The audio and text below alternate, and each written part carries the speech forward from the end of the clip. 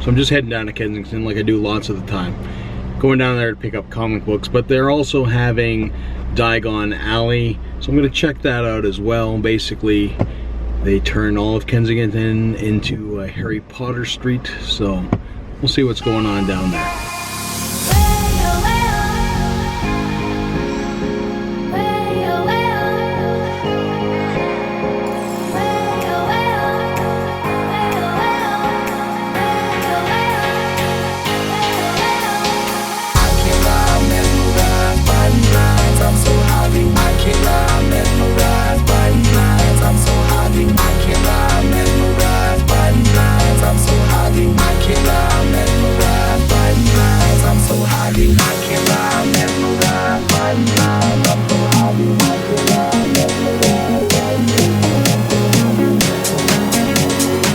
Supposed to be Dobby? Yeah, he is. He had a sign out. He's like, I'll have nothing to do with you. So just finished down in Kensington. It is packed down there. Can't believe the amount of people that are down for this Harry Potter thing. Did manage to pick up my hat, got my comic books. First time I've ever had to wait in line to get my comic books, but heading back to the Jeep. It's time for the Jeep to get an oil change. Now typically I would do it myself, but the first one's free. I'm a bit lazy, so I'm gonna let the dealership do it, which I always find interesting because I find dealerships always come up with little niggly things that they want to charge you for, all sorts of stuff. So it's gonna be interesting. I don't really plan on taking the vehicle terribly a lot to the dealership. I'll be doing most of the work myself. So I'm just on my way there now, and hopefully the story has a happy ending where I don't spend any money and don't waste a bunch of my time. But again, that remains to be seen.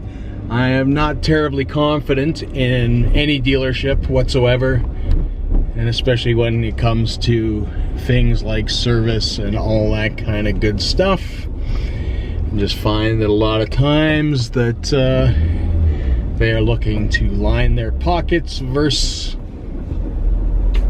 basically making sure that you're taken care of and your vehicle's taken care of.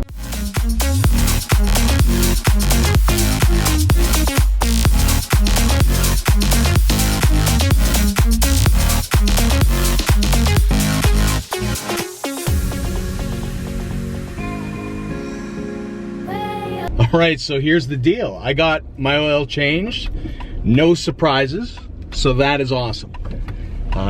First free oil change, good for a bit. Chances are what'll happen is next go round I'll be doing it myself. I'll be using synthetic oil and all that kind of good stuff. Probably make a video for those of you who happen to own a Jeep, want to change your oil and don't happen to know how to do it. Although it's probably the most simple thing on the planet. So anyways, I am just heading out now. I'd been sitting in the parking lot for the last little bit talking to Apple. Just a second, I'm going to get this together and get this up to our engineers, okay? Okay.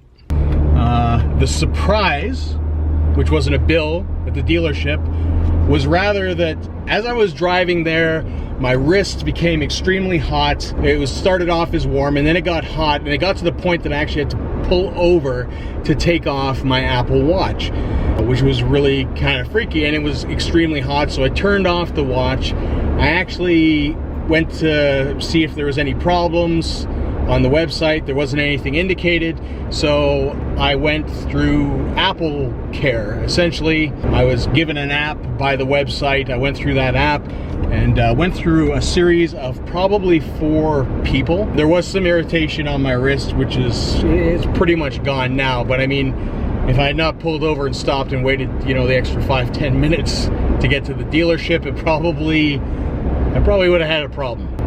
So yeah, the watch got really hot. So they took a bunch of information. I had to take photographs of my wrist, take photographs of the watch.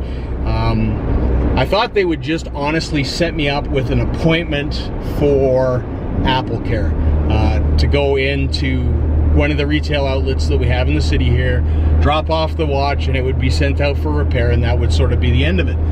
But what has happened is they asked for a bunch of information. They were asking for the temperature outside, if it's a hot day, which it's not. You can see it's pretty overcast and cloudy from the fires that have been having. It's only like 19 degrees right now. You're asking if it was in direct sunlight, which it's not. So it's really kind of crazy. So anyways, to make a long story even longer, it's not even resolved at this point. I'm waiting for a call back from the gentleman that I was speaking, the final gentleman, who I have a direct number to now with Apple. And he's going to talk to the engineers, and then they're going to tell me what to do.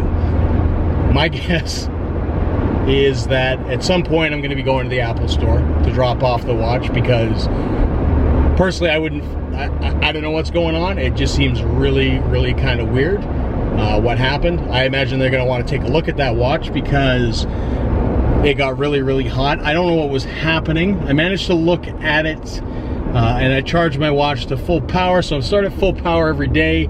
It's now about 1 o'clock in the afternoon, and it was at like 54% on the watch, which is quite low.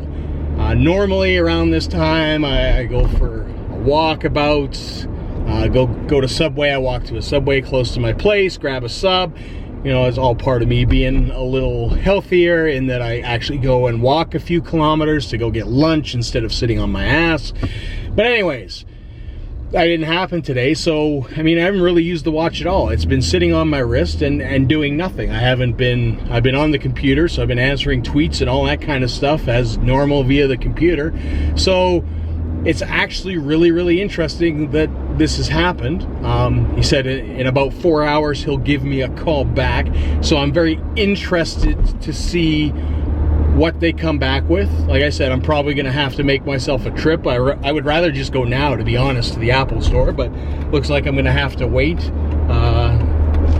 and then maybe in the evening go. I don't know. It wasn't really kind of my plan for today, but yeah, that's kind of how my day goes, is we just go with the flow. I mean, and now we're dealing with this watch thing, so I will keep you guys posted.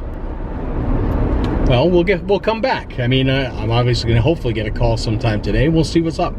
But I was also told not to put on the watch, not to power it on, all that kind of good stuff, which I won't be doing. So wrist is in my cup holder in the Jeep, and yeah, I'm going to head back.